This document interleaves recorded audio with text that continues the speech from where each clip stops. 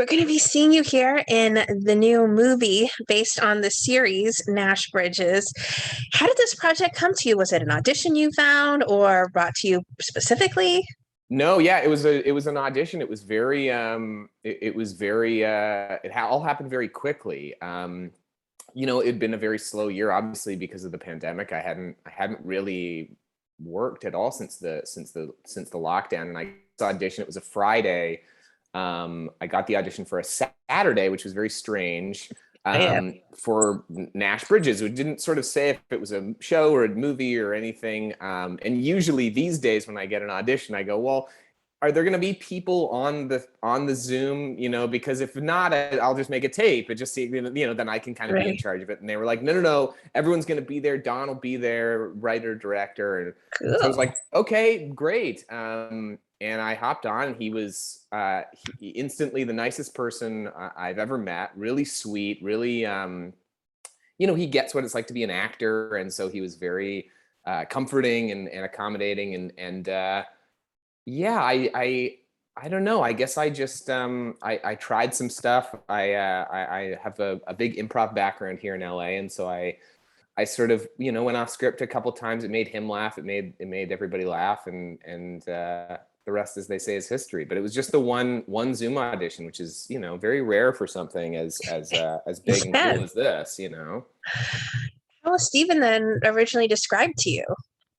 Sort of I mean, as he's being described now, sort of by the book, you know, and a believer in the book, police officer, sort of the antithesis of Nash, and where Nash has sort of great instincts and when to break the rules. Stephen is kind of the opposite. He's someone who doesn't see the value in breaking the rules and sees nothing but the value in following the letter of the law to a T.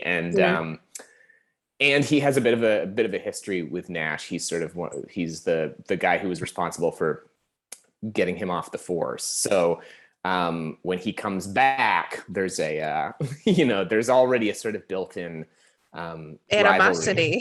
animosity. That's exactly right. Yeah. So it was I mean, listen, like I'm obviously, as a lot of people are, I'm a big fan of buddy cop movies and TV shows, including the original Nash Bridges, which was that as well. And this seemed to be an opportunity to let Don Johnson make fun of me, which I don't know. I can't. I've never think had the of. I don't know. pleasure. I don't know that it would put on there and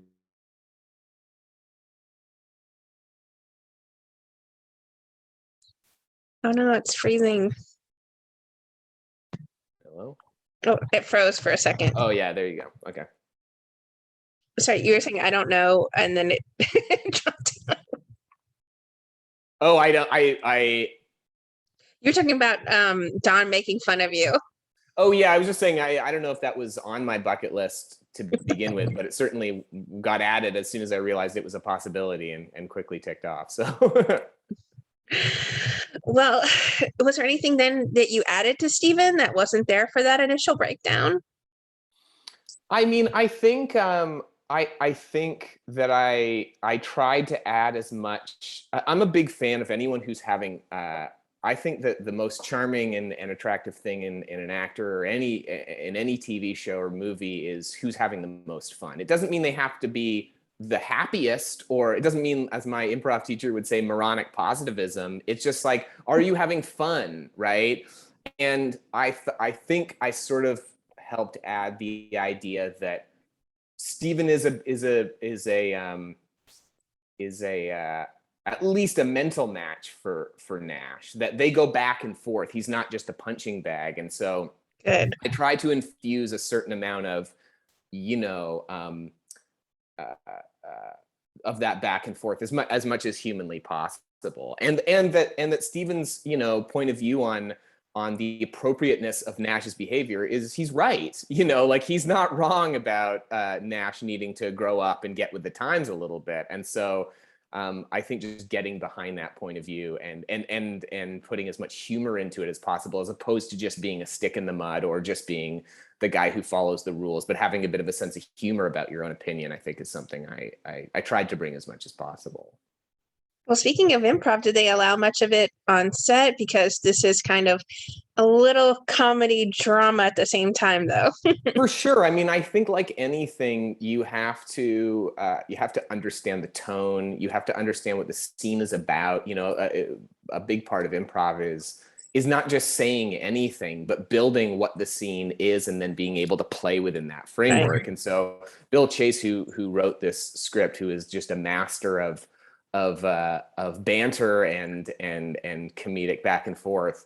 There was so much already there, and anything that I brought to it was just little personal touches. You know, when you get a part, you're trying to bring something to life and go, oh well, I might switch around this phrasing, or this is maybe a slightly better button. But so much of it was already there in Bill's script. But yeah, we would kind of come to rehearsal, and any ideas that I had of things to add, I would sort of throw out at rehearsal. And the great thing about working with Don, and especially on something like this, is that, you know, the buck stops with him. And so if he likes something, right there he goes, yeah, do that, say that, or no, switch that. It's, you know, like rehearsing with him is a great joy because you get to kind of make all these decisions on the fly. So yeah, there was certainly room for improvs. But again, so much of it was already on the page. There had to be some incredible, memorable moments you had. I mean, you're filming with iconic actors on this. Yeah, I know that the movie isn't out yet, obviously, but is sure. there any moments, or at least on-set moments, that stand out to you from filming? Oh God, I mean, so many. You know, when you work with people like Don and Cheech, who have not just been around for a long time, but been at the top of their game and been, like, as you said, icons at what they do for so long. I mean,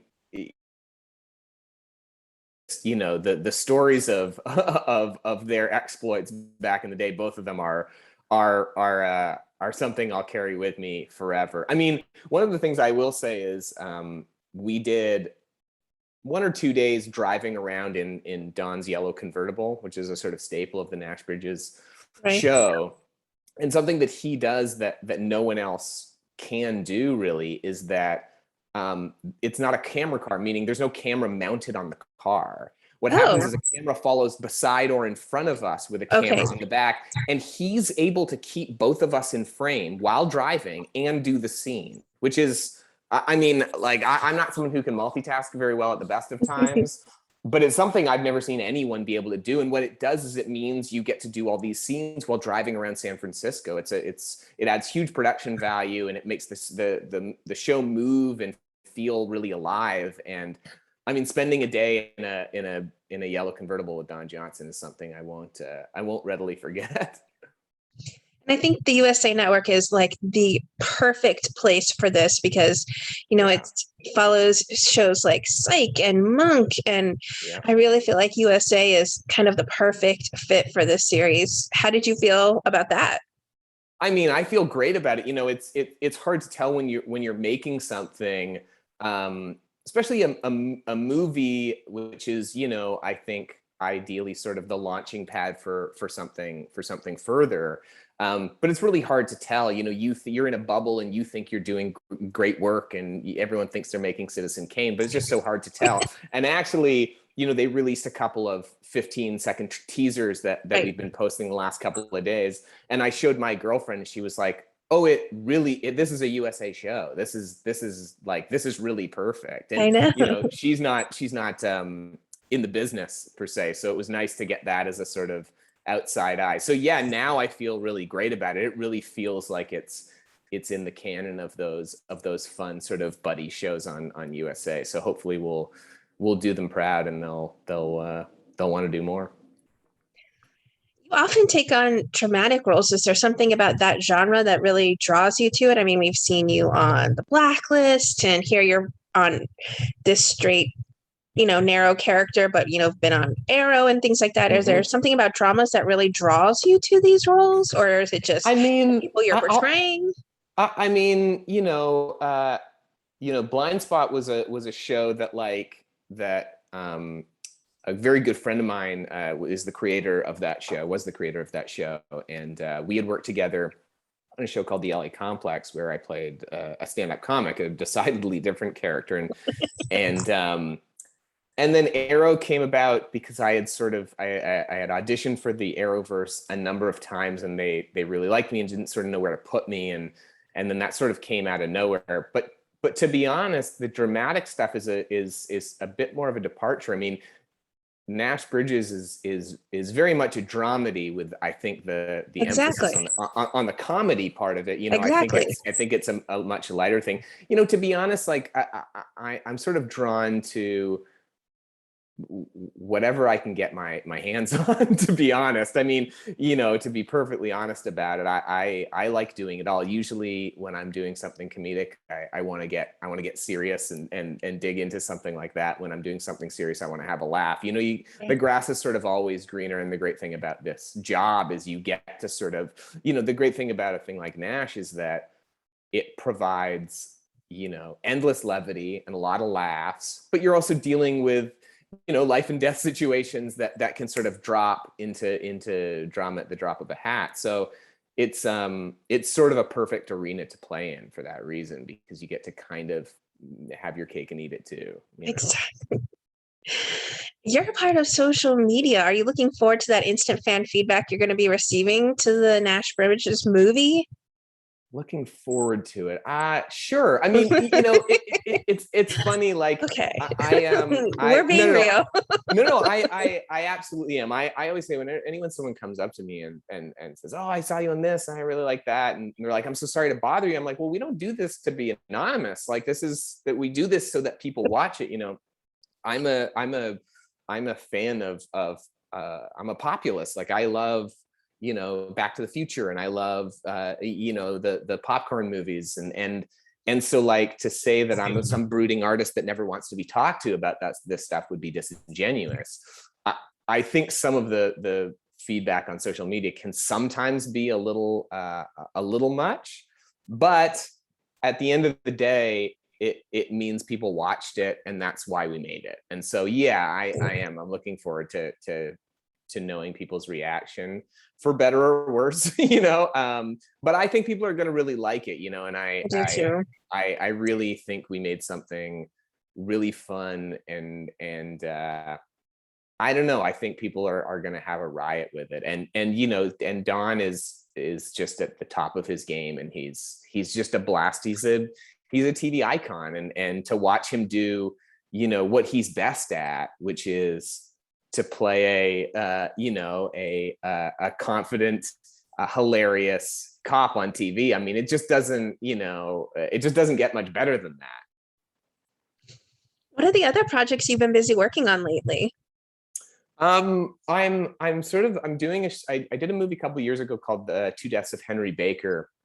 That's going to come out in January, finally, after doing some festivals, which I'm really proud of. It was written by a friend of mine named Sebastian Piggott, and him and I are producing. He wrote this script that him and I are producing and filming right now, that I don't want to say too much about because it's sort of in its nascent stages. We just did our first block, but we're going to kind of film it over the next sort of 6 to 8 months and do it very sort of guerrilla style, and that's been a very sort of exciting process. And then I work with a sort of budding Shakespeare company here in Los Angeles, and we did a production of Much Ado About Nothing right before the pandemic, and we're just kind of plotting our next venture as things sort of start to open up, and, you know, vaccinated crowds and that sort of thing is starting to become a possibility. We're starting to talk about how to do a show. So those are the kind of things I'm working on. And then, you know, talking to lovely people such as yourself about Nash Bridges for the next couple of weeks will probably be a thing, and you know, auditioning and trying to find the next gig as all of us journeyman actors do. What would you like to say then to everyone who are continued fans and supporters of the wonderful work that you do? Oh, wow. What a great forum.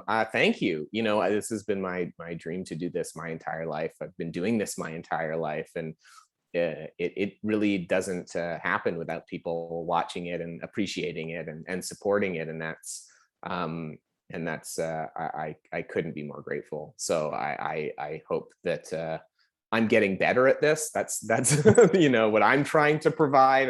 But I thank everyone who's been a fan, or who watches anything that I've done, regardless of what I think of it. You know, it really touches me to know that people care enough to give their time, and that's something that is, you know, in short order for everyone. So thank you.